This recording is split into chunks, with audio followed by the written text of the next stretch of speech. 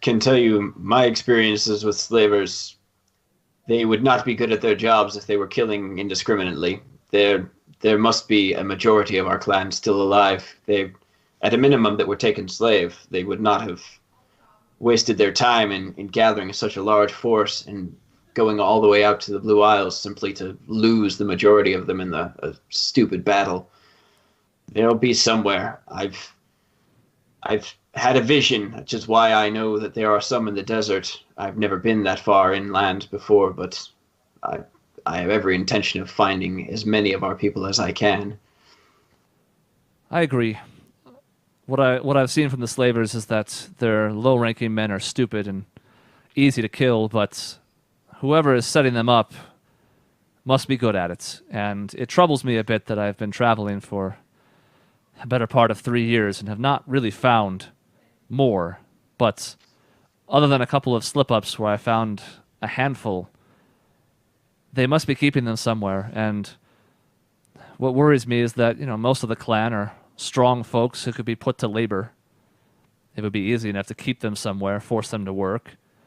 As you know, many of our clansmen are not really well educated or familiar with the ways of the mainland. It would be easy to keep them somewhere, and they may not even know what a situation they're in, which is why I have not settled with the rest on the Altar Archipelago. It would be nice to spend more time with the clan, but to me, my place is elsewhere now.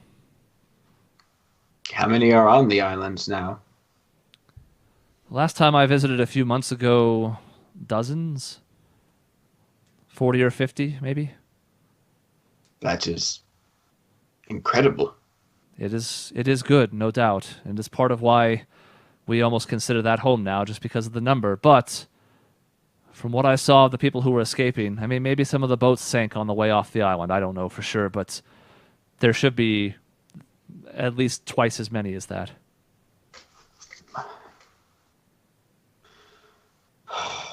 I can't imagine.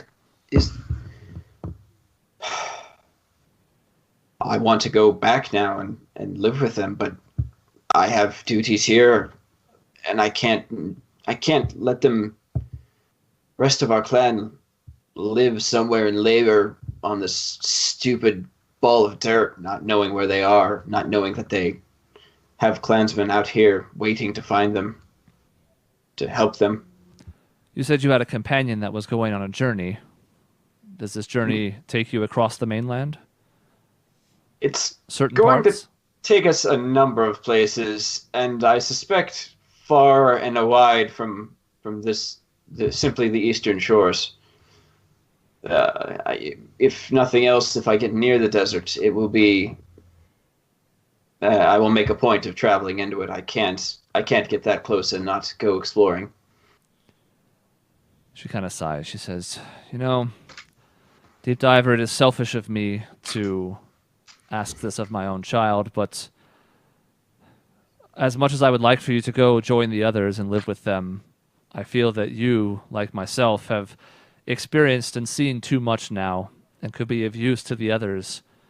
So as long as you intend to keep traveling and potentially come across others of our kind, I mean, I would love to tell you not to, but I think it is the best course of action.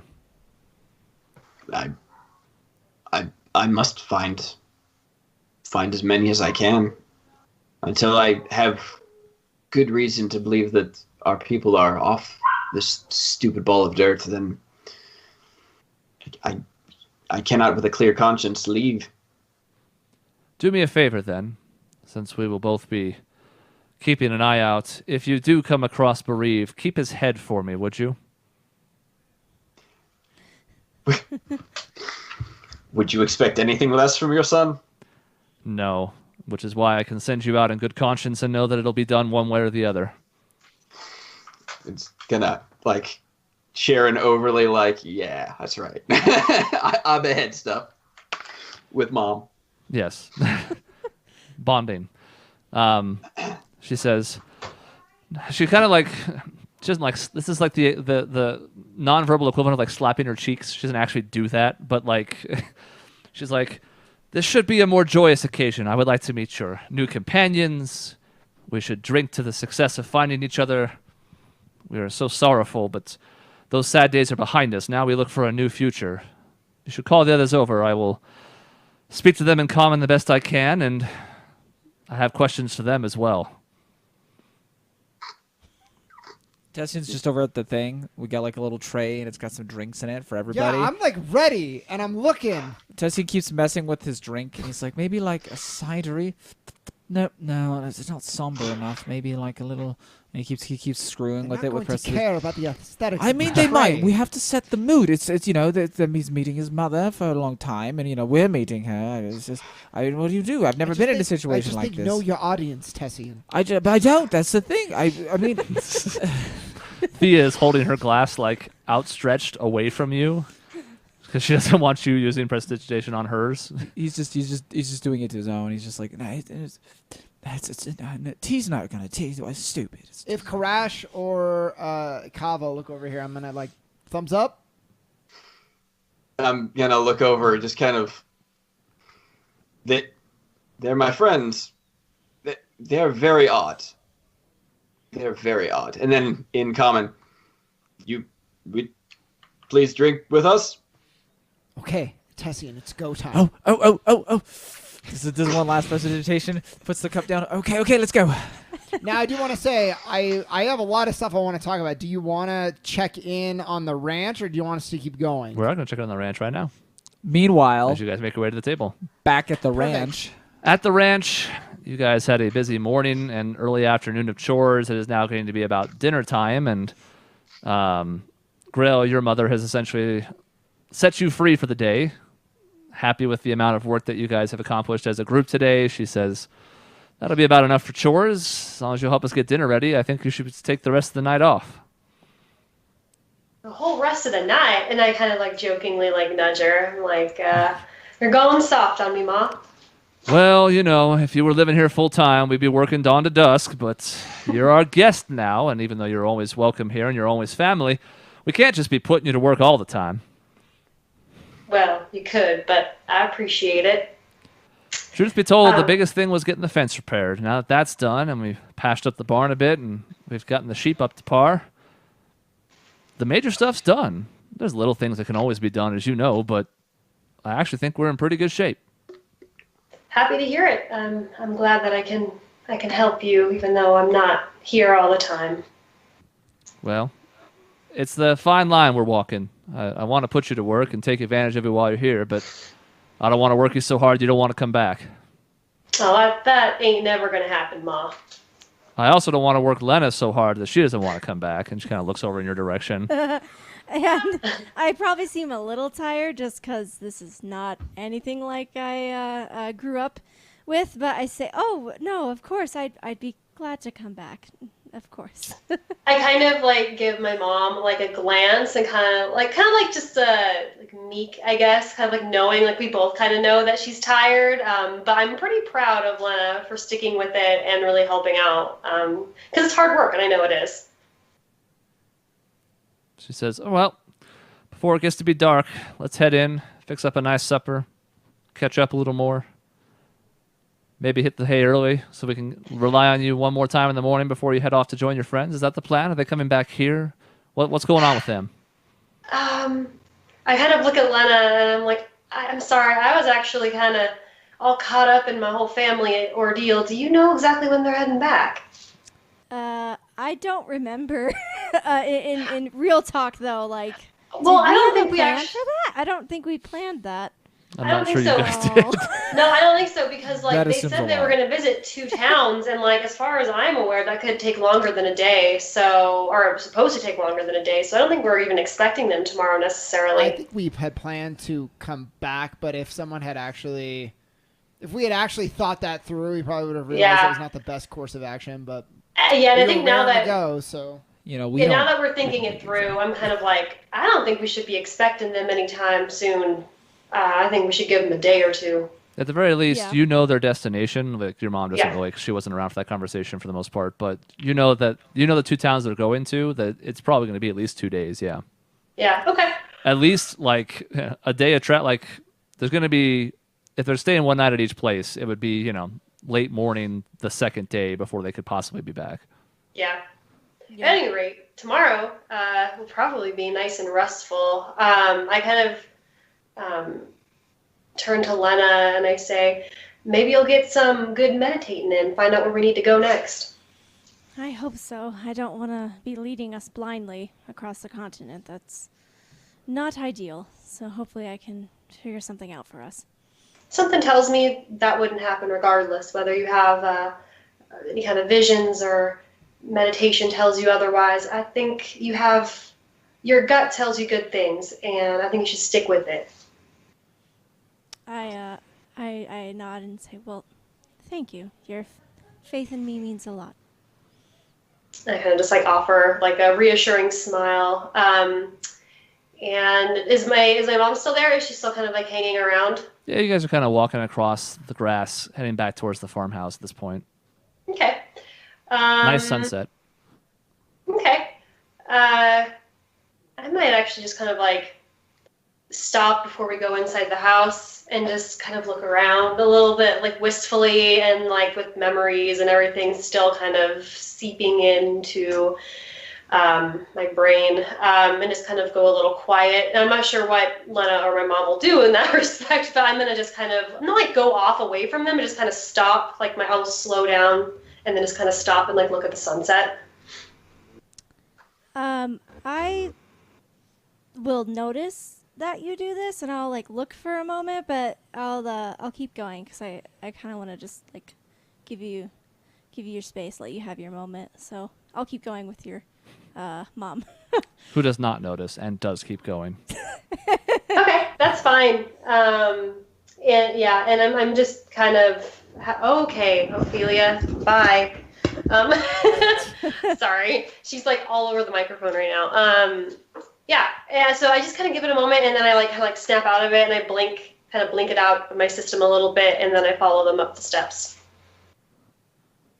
As you guys walk in the back of the house, and Grail, obviously you're a moment behind this, but Rollins is at the front, looking out the window, and as he hears Millicent come in, he kind of, not whispers, but just sort of under his breath, says, Millie, it might be time for you to go upstairs. And he reaches for a shotgun that he has kept to the right of the door frame at the front door. What? And Lena, you see this, and Grill, you kind of hear the tail end of it as you enter the house yourself a moment later. God, I was hoping for this. Those dang varmints are back. He's We're going to doing shoot his wife. An old Yeller moment. What is happening here? Okay, do I hear any of that? Both of you make a perception check. Okay. Got a real 7 samurai thing going on here. Oh, I just rolled persuasion, so that's extremely good. You persuade yourself that there's nothing going on. Yeah, Nothing's wrong. Everything is fine. Fine. 16. And 20? Yes. Okay. The two of you, because there's a pretty decent-sized window in the sitting room that's near the front of the house, can see what appears to be two individuals approaching the house. From this distance, it's hard to make out a whole lot about them, but you can tell that one of them is distinctly taller than the other. And beyond that, especially in the fading light, it is still, 5 p.m.-ish, so it's not like dark, but hard to exactly see who this is, but you can see that your dad is now basically thinking about opening the front door. He doesn't have the shotgun in his hands. He has his right hand sort of like grabbing the middle of it as it leans up against the door. It's like standing up against the door, and he's hover handing over it to the point where he's ready to grab it if necessary, but it wouldn't be noticeable to anybody on the outside. So I kind of quickly navigate from the back to the, towards where my dad is, and I kind of quietly, but so that it's not like I'm not yelling, but I say Pa, who's that?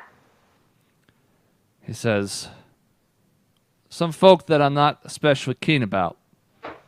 They're some of the people that we used to deal with for wood that we stopped because, well, I reckon they're not the best people, but they're also some old friends that your brother made once upon a time. Ugh, and that kind of like makes like shivers kind of like run down my spine. I say, why are they here? He says, well, I'm fixing to call out to them and ask, because I don't have a reason why they should be. And then I very quickly like come up beside him and say, I'm coming out there with you. And you see him hesitate for a second, but he seems to kind of know, like, you have gotten to the point where you can handle yourself now. Mm-hmm. And he says, all right, if nothing else, helps the numbers game look a little better. Yeah, and I kind of like reach to like my hilt where I'm keeping my rapier, and kind of just prepare for whatever is gonna happen. I'm gonna get my quarterstaff out and stand with you guys as well. And in this second, like when that happened, I went into full like protection family mode, and like I kind of forgot that Lena was there, but I do kind of notice for like a split second that Lena like kind of sidles up to me, and I just kind of like acknowledge, and then I look forward again very sternly, like ready for a fight. Rollins has his left hand on the doorknob at this point, but he looks over at Len and he says, now I know you can handle yourself too, miss, but I've come to understand that you're on some kind of journey, so if you would, just stay out of sight. I appreciate you being here as backup, and I want you to be ready in case anything happens, but maybe don't stand with us in the door if you don't mind. Sure. And then I'll kind of just sidle off to the... Is there a... Like, can I get to the side of the door to where there isn't a window so I can kind of hide next to it so I can still kind of hear stuff as there's a spot of like solid wall between the door and the window, a good 5-6 feet where you can kind of post up against either one of them. And I'll do that. That was the action shot of the movie, though. The action- three of you standing in the doorway. Yeah, and then Exactly. You just see Lena just go. Homer Simpson into the bushes. Yeah, into the bushes. Yeah. I am gonna quickly like look back at her again and just like nod very like subtly. And I give her a nod too. So at this point, he opens the door, and he kind of steps in so that he's got one hand still inside the door frame. So he steps out just into the frame, essentially, to where he can address them, and you can kind of get up on his left if you want to, Grail. Yep, and I will.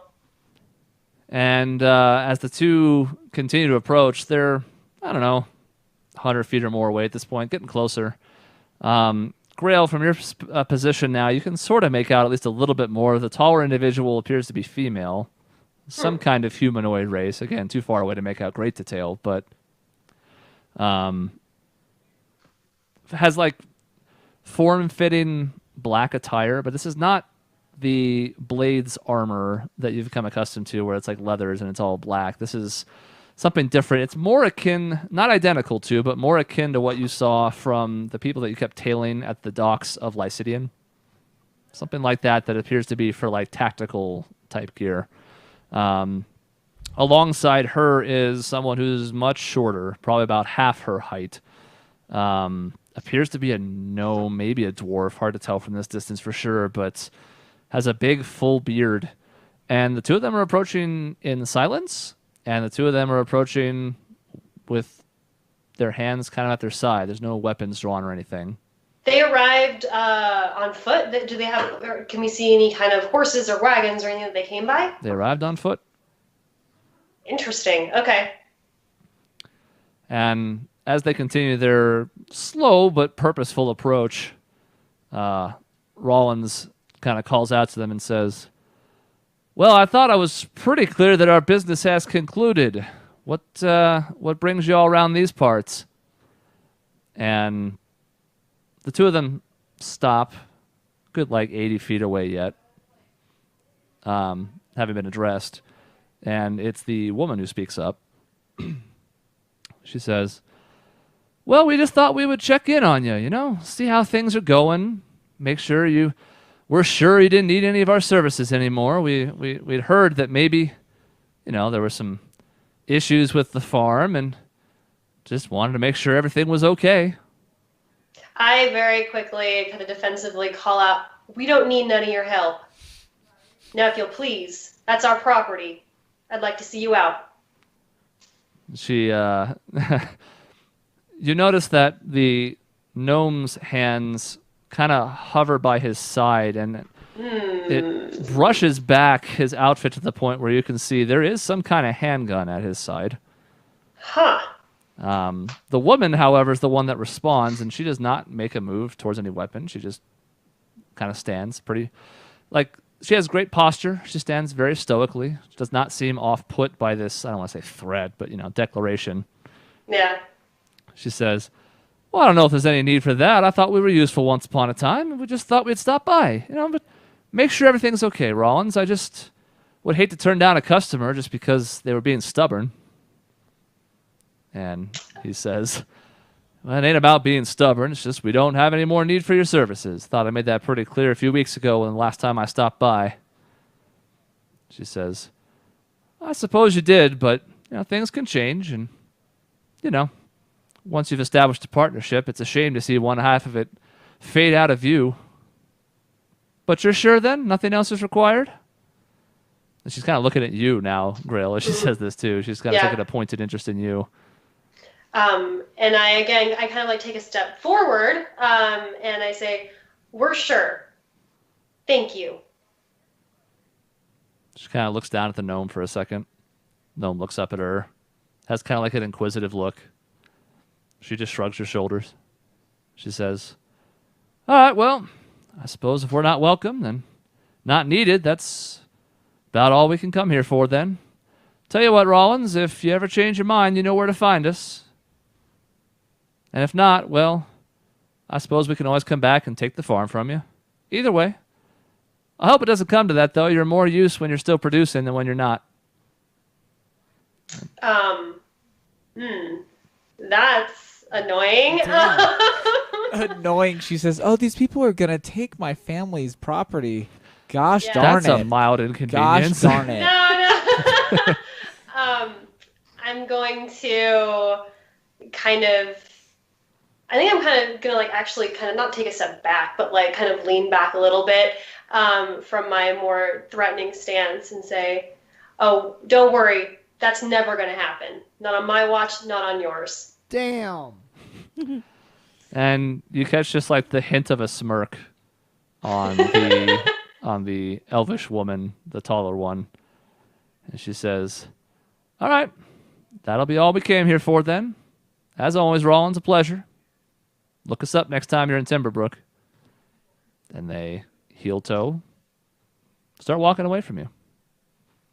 And I stare, waiting for them to go out of sight. I don't say a word. I don't look at my dad. I am just like beeline staring them down and see if they turn around and look at me. I'm going to be, watching them. Wait until they come out of sight. I know. Yeah, I need them to be out of sight before I am going to settle. They head off in the northerly direction that they came from, and you watch with a trained eye and strong passive perception as they sort of like start blending in with the horizon as they start getting further and further away to the point where you can almost like no longer make out their two forms, especially the gnome because he's smaller. Once that happens, I do turn to my father and I kind of want to see what's in his face, like what expression is on his face, because honestly, I think this is the first time I've heard of them losing the farm. I think, right? Yes. Yeah. Okay. So I want to see what's happening there. He has a pretty good poker face. Yeah, I figured. To the point where I'm not even going to have you insight check for a couple reasons. One is because he looks a bit cross but determined. He doesn't look like he's scared, but you look over at his hand, the one that was clasping the barrel of the shotgun, and he is kind of white knuckling it a little bit. Like his grip is firm, and his hands are shaking just ever so slightly. You get the sense that like he was prepared to do what was necessary, but at the same time, it is a little bit troubling yet. Yeah. Okay. I am gonna kind of wait in silence to see if he addresses me first. Yeah. So once they essentially fade from view, he says, now I wouldn't pay them much mind. This is the same reason why I was going to the Shade Mire to begin with. It's because we were tired of dealing with these folks because It seemed friendly up front, and when we were in the most need after what happened to the ranch, we were able to get some supplies, like especially the wood, from them. And then when we wanted to take our business down a level, they decided that the tap should keep having water flow out of it. So we had to be pretty firm with them. Still, it's a little troubling having them come here.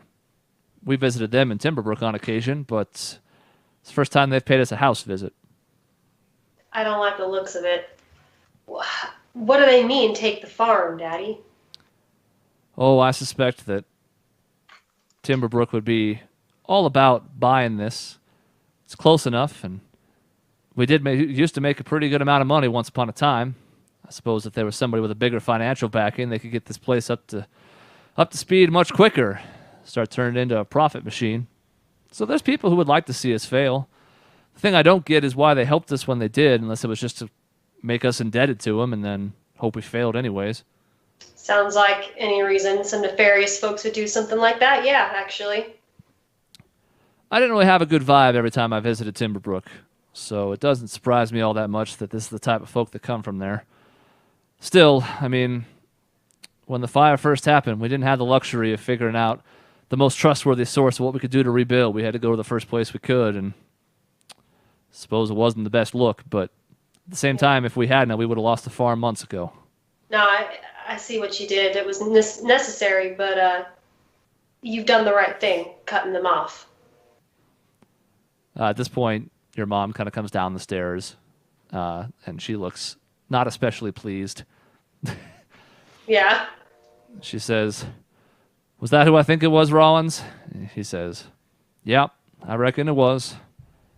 She says, "I don't believe this shit. I really don't." Thought we were pretty clear with them. It's the first time that she's sworn in your presence. Yeah. It's pretty rare. She says, "I thought we were pretty clear that we were doing fine on our own, strange metal bulls notwithstanding." And he said, "Well, the truth is we are." And he's kind of looking at you as he says this, Grail. He's like, "We really will get by. The thing that worries me is if anybody starts trying to mess with the place. You know, That's my concern, too. if they're coming here, they could start coming here and knocking over a fence or two, or, you know, any little subtle stuff that might still cause setbacks for the farm and make us more desperate." I'm kind of like racking my brain. I'm like, is there someone we can tell, local sheriff, deputy, something, to know that they're giving you hassle? He says, "Well, I suppose you could, but not going to have a whole lot to go on if we just say they came by and said hello." Yeah. My concern is that this is going to keep going, some kind of harassment. He says, "Well, that very well could be, but like in most ways, you know that we can take care of ourselves. If they send a whole bunch of people, I suppose it's a different story, but that could be true of anything, really." And at this point, it's like the first time I really like take a deep breath since the confrontation. And so I kind of just like let out a sigh and I say, "I know you can take care of yourselves. You always have. And me. You've taken care of me and my brothers. And I say, I just worry about you both so much." "Well, I appreciate it. I know your ma does too, but at the same time, we don't want you worrying. And I don't know. I suspected we would see them again after we found out that there were some connections to what your brother used to be into. Seems we can't really escape that no matter what we do." Seems like I can't either. I understand. And you can kind of just tell that like the two of them both kind of want to say more, but they're also like not a huge fan of like disparaging your brother. Yeah. So they kind of just let the silence hang after that. And it's, you know, both of them well enough to know they're both kind of biting their tongue. Mm-hmm. Yeah. I kind of like move in towards like the door now because they're gone. It seems like they've probably done all they're going to do. But I kind of like want to see what Lena's looking like because I kind of like peer in and see like where she is. I'm still standing by the door where I was before, and I was kind of poking my head out a little bit once it sounded like things were like calming down, but I haven't stepped out yet. Not until you like come find me, and then maybe I'll step out. at that point. I will I'll look at her and I'll nod again and say, thank you for standing next to me and my paw. That, I appreciate it. Of course. My concern is, well, how far is Timberbrook from here? It is like a day's ride, right? Just about. Yeah. And they just walked up. Just seems odd. I'm concerned they have something planned.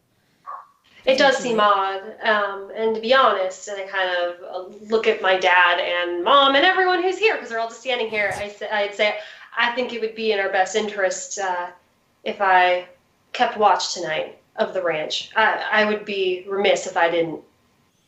I will too. And I kind of look at Lena and I'm like, but I know that it's like easier for elves to stay awake longer, but I kind of say like, but your meditation, your visions. It's okay. I can always do it tomorrow. I am concerned about this most recent development. Plus, I can use my animal forms to assist with reconnaissance of the farm as well. And I kind of like smile at this and I'm like, part 2 of Grail and Lena's reconnaissance mission. Hopefully won't be as disastrous as our last attempt. And I mean, like, I'm not saying it very, like, I'm joking. At this point, I'm hoping that we're past you being super ashamed of what happened. No, I'm totally laughing with you, and I'm like, yes, I, for one, am looking forward to a much more successful mission this time. And after I realized that we're, like, making a weird inside joke around my parents, I kind of turn to them, and I say, is it all right if we keep watch tonight? Your mom kind of goes, well, it'd be stubborn for me to say no. It's true, you can't stop me. Right. You're kind of grown now, and I reckon I can't be the one to tell you no. Besides, it would be good for peace of mind, and y'all are kind of used to it at this point. It's true. So I suppose we better make sure you're well fed. We got supper delayed. There's just that little hint of like not like bitterness in the voice. Yeah. And I just say, looking forward to it, and I'm happy to help, of course. So, as dinner is prepared for the folks at the ranch, and drinks are spread around the table at the tavern in Willowdale. Am I remembering my own town name? Yeah, Willowdale. We will take a break for our own meal. When we come back, there'll be more Anachroschism, and we'll check in with both sides and see what happens next. Bye. Cool. Bye. Bye.